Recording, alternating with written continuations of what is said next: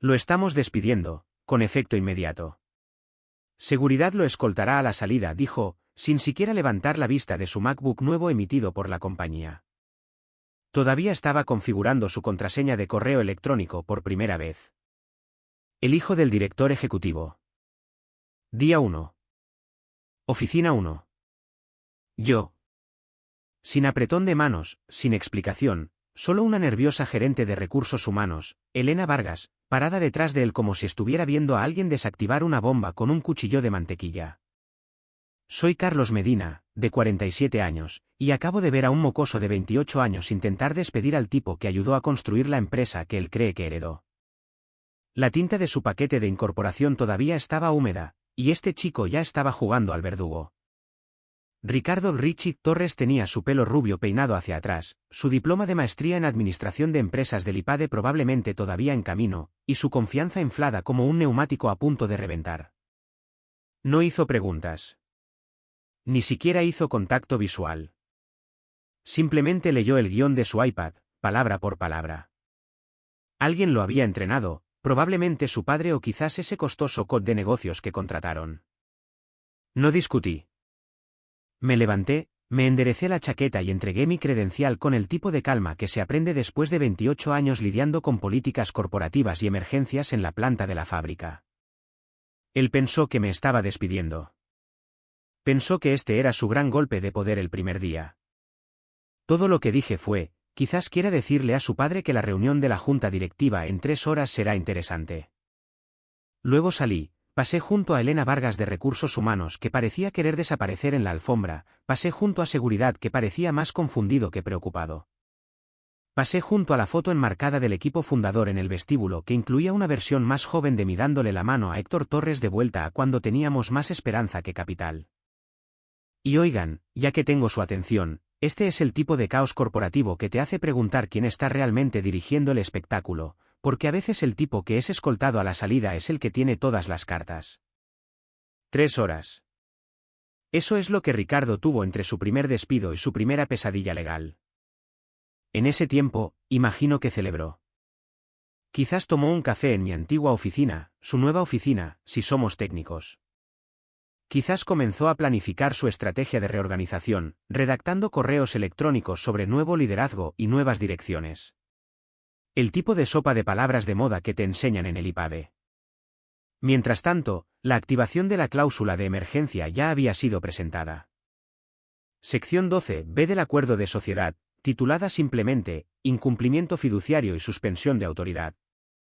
Enterrada en los documentos originales de los accionistas como una mina terrestre que nadie esperaba que alguien fuera lo suficientemente estúpido como para pisar. Escrito por su servidor, revisado por el departamento legal, firmado por cada miembro de la junta directiva que pensó que era solo un seguro paranoico. ¿Pero qué sucede cuando alguien sin capital accionario intenta despedir a un socio fundador? La respuesta fue simple: suspensión inmediata de toda autoridad ejecutiva, revisión obligatoria de la junta en un plazo de 4 horas y reversión del control de voto al accionista mayoritario. A mí. Porque mientras Ricardo estaba midiendo su nueva oficina para un escritorio de pie, yo estaba entregando personalmente la activación de la cláusula a cada miembro de la junta y a cada inversor vinculado a esta empresa. A diferencia de su paquete de bienvenida, el mío venía con documentación legal certificada y un rastro de papel de 28 años. Él pensó que me iría en silencio. Lo que no sabía era que nunca construí esta compañía para que fuera empujada por niños con derechos que confundían un apellido con autoridad real. La construí para sobrevivir exactamente a este tipo de estupidez. La razón por la que mi nombre aparece en los documentos originales de incorporación pero no en los folletos lustrosos de la compañía es simple: yo era el tipo de operaciones, el tipo que hacía que las cosas funcionaran mientras otros daban discursos. No quería el centro de atención. Quería estructura, estabilidad y capital accionario. Dios, el capital accionario. Mientras Héctor estaba nombrando salas de conferencias en honor a su familia y repartiendo placas a personas que llevaban aquí 18 meses, yo estaba tomando el pago en porcentajes. Medio punto aquí, 2 puntos allá. Capital accionario, no bonificaciones. Propiedad, no títulos. Cada vez que conseguíamos un gran contrato o traíamos nuevos inversores, negociaba otra porción. En voz baja. eficientemente. Yo no jugaba al póker. Yo era dueño del casino. Comenzó cuando la empresa eran 3 mesas plegables en un almacén alquilado y Héctor pensaba que el cumplimiento de las normas de la Administración de Seguridad y Salud Ocupacional era opcional.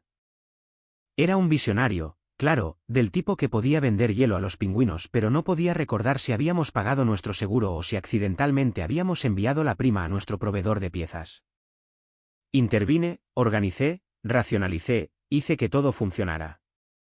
Por mi problema, me ofreció un título de vicepresidente y un coche de la empresa. Rechacé ambos. Pedí acciones en su lugar. ¿Prefieres ser dueño del edificio que tener la oficina de la esquina?, bromeó. Exactamente, dije. Para el año 5, yo tenía el 23%. Para el año 12, el 34%. Cuando nuestro director financiero original se fue después de una acalorada discusión sobre controles financieros, compré sus acciones con un descuento.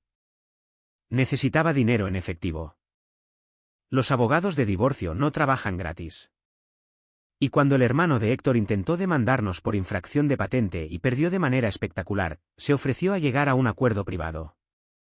Tomé su 24% restante a cambio de un acuerdo de no divulgación a prueba de balas y una promesa de nunca mencionar su desastre contable en el extranjero.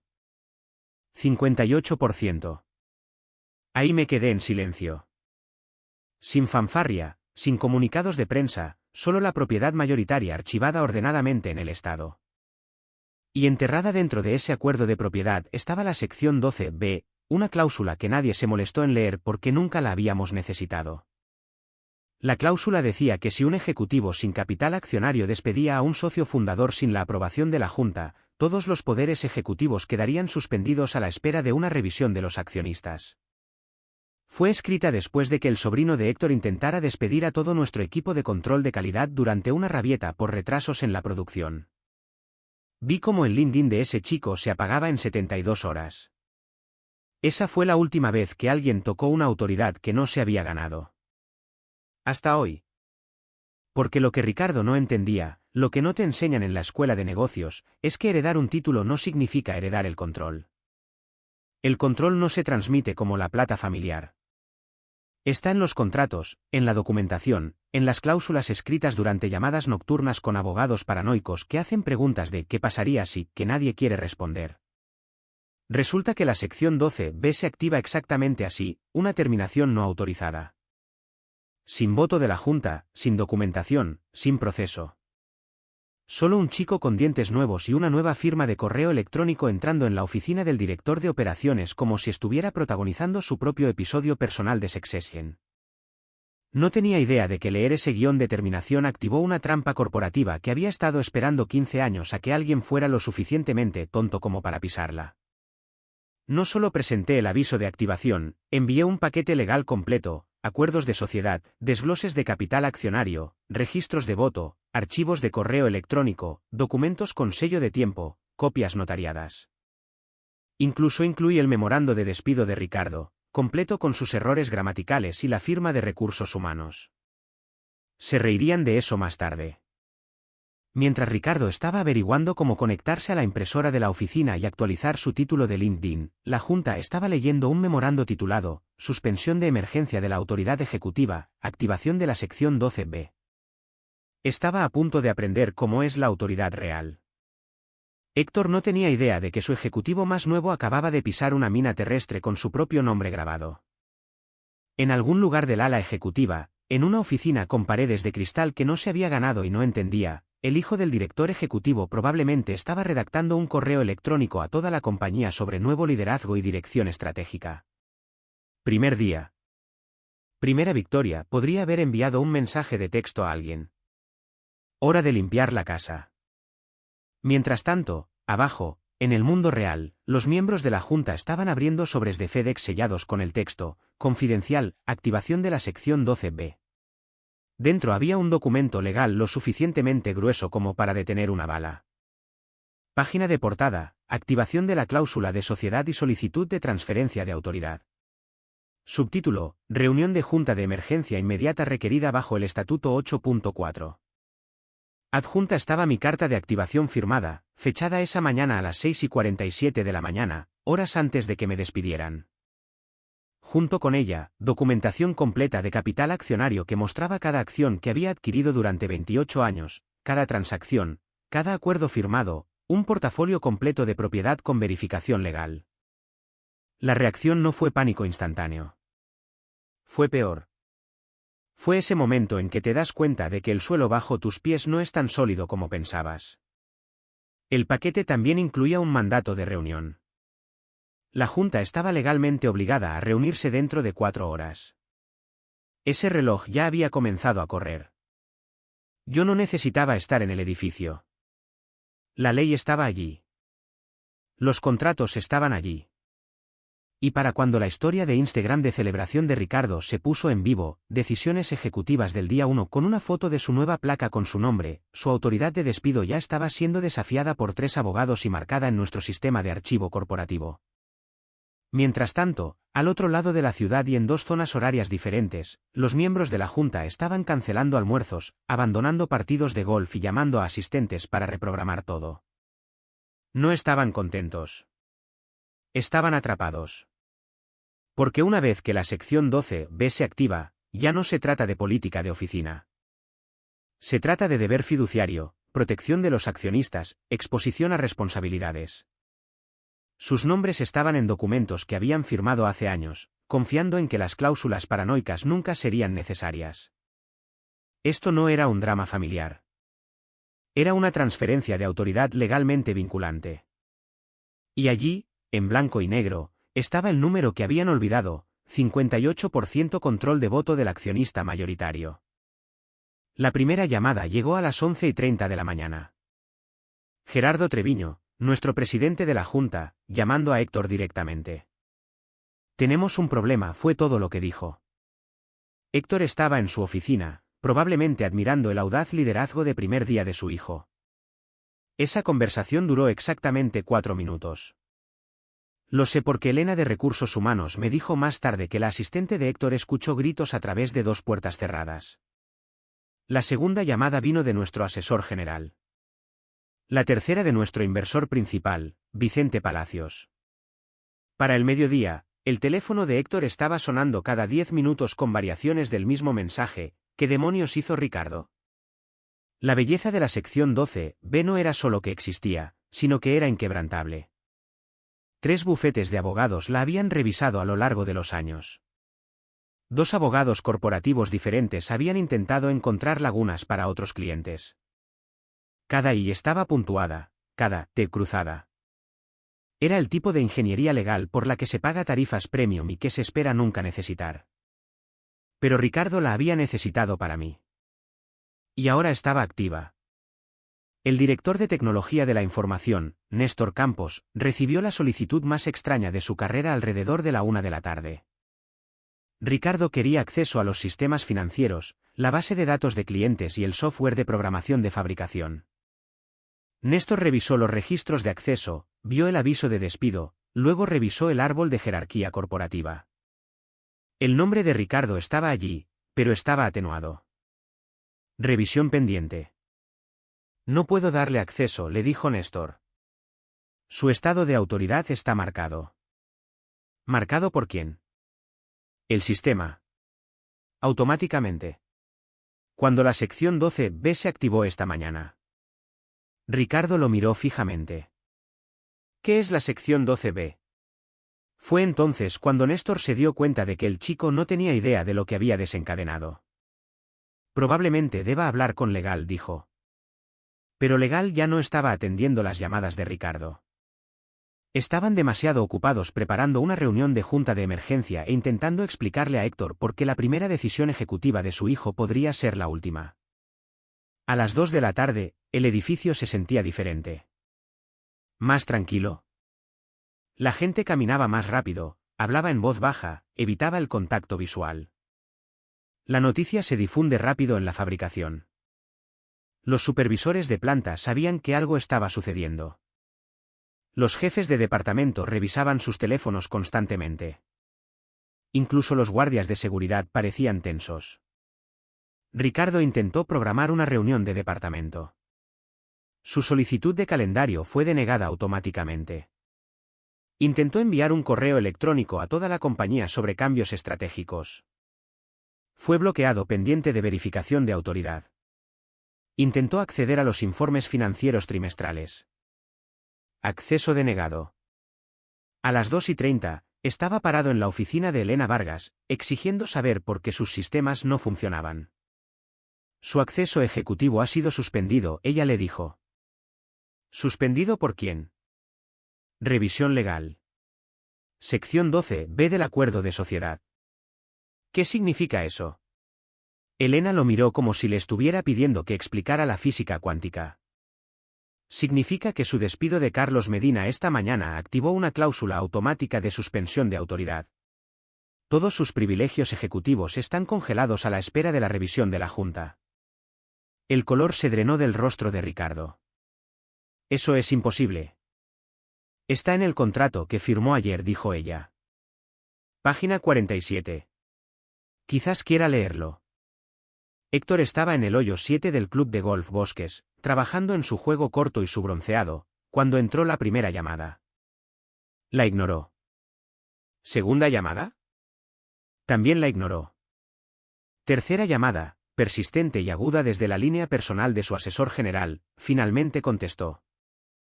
Más vale que esto sea importante, ladró. La voz al otro lado era plana, profesional. Necesita venir aquí ahora. ¿Por qué? Ricardo firmó algo. Clic. No terminó la ronda. Ni siquiera se cambió los zapatos de golf. Simplemente se dirigió a su escalade y regresó a la oficina en menos de 25 minutos, un récord de velocidad terrestre para alguien que usualmente necesitaba 2 asistentes solo para encontrar las llaves de su coche. Cuando llegó, Legal estaba esperando. También Raúl Flores, nuestro director financiero. Elena de Recursos Humanos, con ganas de arrastrarse bajo su escritorio. Y una sala de conferencias llena de miembros de la Junta que habían dejado de sonreír hacía aproximadamente una hora. El asesor general no perdió tiempo. Abrió su maletín, tomó aire y leyó, de conformidad con la sección 12B del Acuerdo de Sociedad modificado, cualquier despido ejecutivo llevado a cabo por un designado sin capital accionario sin el voto previo de la Junta resultará en la revocación inmediata de toda autoridad de liderazgo interino. La suspensión de los nombramientos realizados dentro de las 48 horas y la transferencia automática del control ejecutivo al accionista mayoritario pendiente de una revisión de emergencia. Héctor se congeló. Parecía estar tratando de traducir un idioma extranjero. Luego su mandíbula se tensó, su cara se puso roja y preguntó, ¿quién firmó la orden de despido? Silencio. ¿Quién demonios autorizó esto? Raúl Flores se aclaró la garganta. Su hijo. ¿Solo? El silencio en esa sala fue quirúrgico. Héctor parpadeó una vez, luego otra. El color se drenó de su rostro como si alguien hubiera quitado un tapón. Él no tiene autoridad para despedir, dijo Héctor, como si decirlo pudiera de alguna manera revertir el tiempo. No, replicó el abogado. No la tiene. Fue designado por usted, ratificado por la Junta, pero tiene 0 capital accionario. Su autoridad es enteramente derivada, lo que significa que, bajo la sección 12B, su despido unilateral de un socio fundador es inválido y desencadena la suspensión automática. Héctor se pasó las manos por el cabello, paseándose. Esto es un error. Hablaré con él. Lo arreglaremos. No hay arreglo para esto, lo interrumpió el abogado. La cláusula está activa. La documentación fue presentada antes de que se ejecutara el despido. Tienen 90 minutos antes de que comience la reunión obligatoria. Pero es mi hijo. No es un accionista, dijo el abogado simplemente. Y ahora mismo, está sentado en la oficina de Carlos, preguntándole a ti cómo acceder a los sistemas financieros que no tiene derecho legal a ver. Héctor se sentó pesadamente. Ya no era el patriarca confiado de una operación de fabricación de 5.400 millones de pesos, solo un hombre que le había entregado un arma cargada a alguien que pensaba que el seguro era decoración. ¿Qué hacemos ahora?, preguntó, con la voz apenas audible. El asesor general cerró su archivo. Siéntese en esa sala de juntas. Escuche. Y cuando Carlos entre, porque entrará, Recuerde que él es dueño del 58% de esta compañía. Que Dios nos ayude a todos, murmuró Héctor.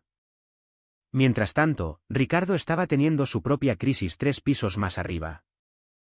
El despido que se había sentido tan decisivo a las 8 de la mañana ahora parecía una vida diferente.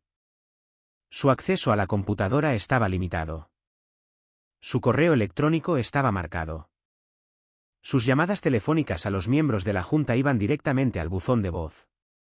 Había intentado llamar a su padre 6 veces. Sin respuesta.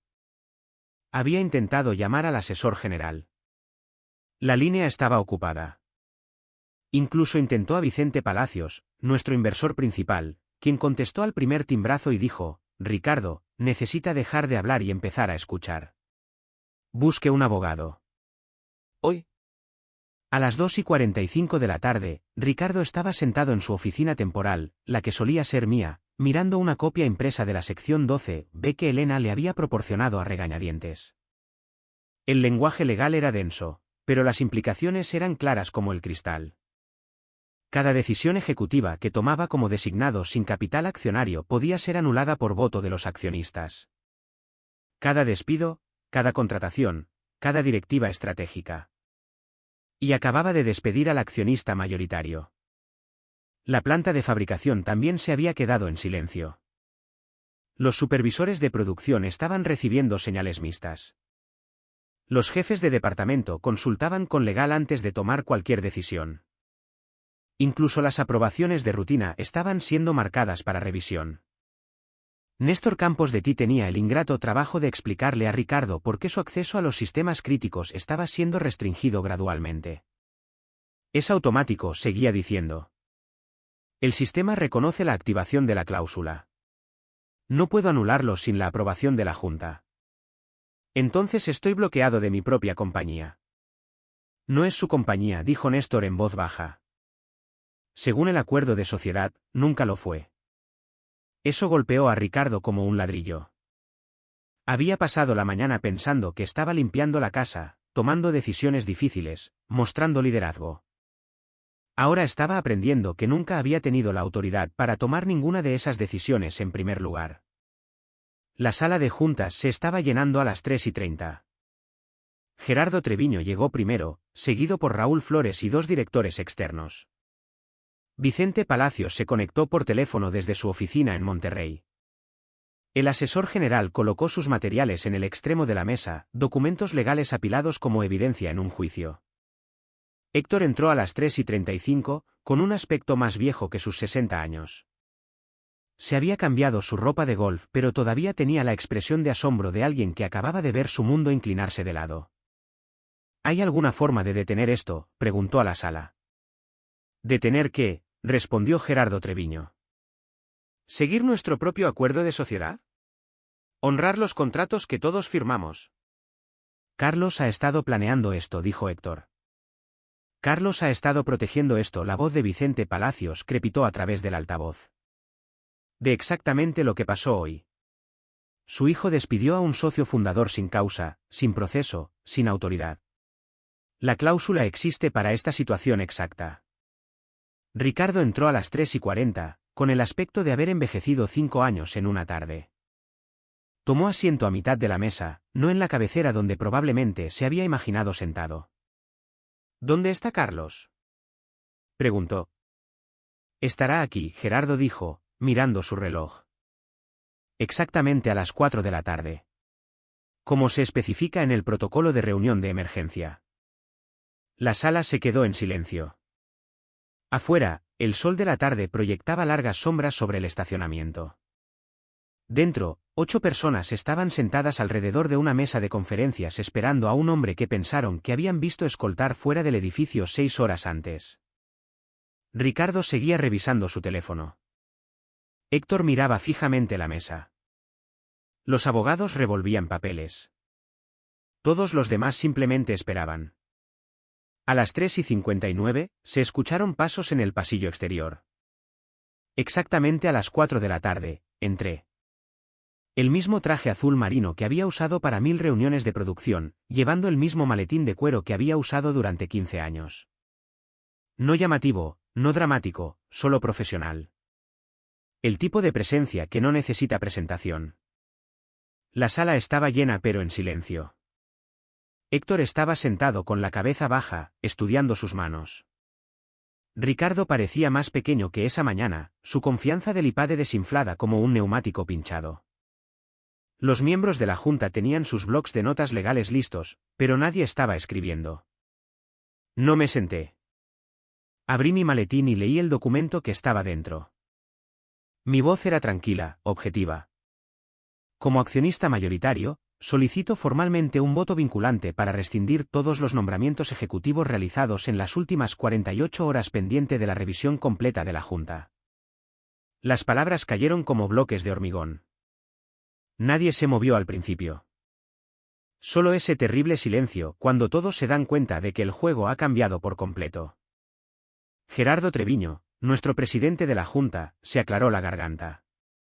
Moción recibida e inscrita en el acta. Se considerará de inmediato. Héctor no habló. Ni siquiera levantó la vista. Ricardo intentó decir algo, pero no salió ningún sonido. Su boca se movió, pero las palabras se habían evaporado en algún lugar entre su cerebro y sus cuerdas vocales. Seguí sin sentarme. Cuando eres dueño del edificio, no pides permiso para estar de pie. La revisión legal duró exactamente 23 minutos. 23 minutos leyendo contratos, revisando firmas, verificando posiciones de capital accionario. 23 minutos mientras Ricardo estaba sentado allí dándose cuenta de que los títulos no significan poder y los apellidos no significan autoridad. Cuando terminaron, Gerardo Treviño levantó la vista de sus documentos. La sección 12B es válida y está correctamente activada. Todos los nombramientos ejecutivos realizados por la gerencia sin capital accionario quedan por la presente suspendidos a la espera de la revisión de los accionistas. Luego me miró. La Junta reconoce a Carlos Medina como accionista mayoritario y presidente ejecutivo interino, con efecto inmediato. Finalmente me senté. En la silla a la cabecera de la mesa. Mi silla. El resto sucedió rápidamente. El acceso de Ricardo fue terminado. Su placa con su nombre removida. Su correo electrónico ejecutivo deshabilitado. No por despecho, por necesidad legal. Cuando activas una cláusula como la sección 12B, todo se mueve rápido y de acuerdo con el libro. Héctor firmó el papeleo sin leerlo. ¿Qué más podía hacer? ¿Luchar una batalla legal contra su propio acuerdo de sociedad? ¿Qué pasa ahora?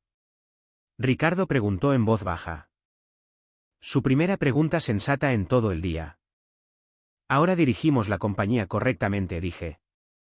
No más nombramientos sin la aprobación de la Junta. No más despidos sin causa. No más asumir que los apellidos equivalen a calificaciones de liderazgo. La voz de Vicente Palacios crepitó a través del altavoz desde Monterrey. Carlos, ¿cuál es su evaluación de las operaciones actuales? Ricardo parecía confundido. ¿Qué contrato de Grupo Industrial Padilla? El acuerdo de 3.100 millones de pesos que casi matas esta mañana, Raúl Flores dijo. Llamaron al mediodía preguntando si nuestros cambios gerenciales afectarían los plazos de entrega. Yo no sabía nada de ningún contrato de Grupo Industrial Padilla. Eso es porque despediste al tipo que lo ha estado gestionando durante 6 meses, dije. La reunión concluyó a las 5:15 de la tarde. Nueva estructura organizacional, líneas de reporte claras, procesos de aprobación adecuados, todo lo que Ricardo debería haber aprendido antes de entrar en esa oficina esta mañana. Mientras la gente salía, Héctor se quedó. Cuando la sala estuvo vacía excepto por nosotros, finalmente levantó la vista. Lo siento, Carlos. Pensé que estaba listo. No lo estaba. Pero eso no es culpa tuya. Es mía. ¿Qué le digo? Dígale que lea los contratos antes de firmarlos. Dígale que entienda las compañías antes de intentar dirigirlas. Dígale que hay una diferencia entre que le den autoridad y ganársela. Héctor asintió lentamente. ¿Estamos bien? La compañía, quiero decir. Estamos mejor que bien. Estamos de vuelta funcionando como un negocio en lugar de un drama familiar. 6 meses después, espera, déjame ver, 18 meses después, conseguimos el contrato más grande en la historia de la compañía. 4.100 millones de pesos en 5 años, fabricando equipo especializado para 3 industrias diferentes. El acuerdo que Ricardo casi descarrila con su jugada de poder del primer día. A la compañía le está yendo mejor que en años. Resulta que cuando eliminas el ego y la prepotencia, te enfocas en las operaciones comerciales reales en lugar de en la política del organigrama, las cosas mejoran. Héctor todavía está cerca, todavía en la junta directiva, pero ha aprendido la diferencia entre ser un fundador y ser un propietario. Ahora hace preguntas en lugar de hacer suposiciones. Lee los contratos antes de firmarlos. Ricardo está trabajando en una firma de consultoría en Boston. Probablemente aprendió algunas lecciones valiosas sobre leer la letra pequeña y comprender la estructura corporativa antes de intentar adquisiciones hostiles. Elena Vargas de Recursos Humanos me dice que a veces llama, preguntando por vacantes. Le digo que consideraremos su solicitud como cualquier otro candidato. Si quiere volver a entrar, puede empezar desde abajo y ascender. Que se lo gane esta vez. Néstor Campos de Ti todavía se ríe de la mañana en que Ricardo no pudo acceder a los sistemas financieros. La cosa más graciosa que he visto en 15 años, dice. Un chico tratando de tomar el control de una compañía en la que ni siquiera entendía cómo iniciar sesión. ¿Yo? Sigo aquí, todavía en la misma oficina, todavía asegurándome de que las cosas funcionen como deben. El mismo maletín de cuero, la misma taza de café, el mismo compromiso de hacer el trabajo correctamente. La diferencia es que ahora todos saben quién está realmente dirigiendo el espectáculo. No más suposiciones, no más confusión sobre la autoridad, no más niños pensando que pueden entrar y reorganizar una compañía que no construyeron. ¿Saben cuál es la mejor parte? El contrato, la verdadera victoria, no se trataba solo del dinero o la reivindicación. Se trataba de demostrar que la experiencia supera a la prepotencia cada vez. Que el respeto se gana, no se hereda. Que a veces el tipo que es escoltado a la salida es el que es dueño del edificio. Esa es una lección que no enseñan en la escuela de negocios. Pero después de 28 años en la fabricación, después de construir algo de la nada y protegerlo de personas que piensan que la autoridad viene con el ADN, puedo decirles que es la lección más importante que existe. Algunas peleas merecen la pena. Algunos contratos merecen la pena escribirse. Y a veces, si eres lo suficientemente paciente e inteligente, puedes recordarle a todos exactamente quién construyó el lugar que están tratando de quitarte. En los negocios, como en la vida, el poder real no está en el título de tu puerta, está en los contratos en tu caja fuerte y en la paciencia para usarlos cuando importa. Recuerden esto, la persona más ruidosa en la sala rara vez es la dueña, y la salida más silenciosa a menudo prepara el regreso más devastador.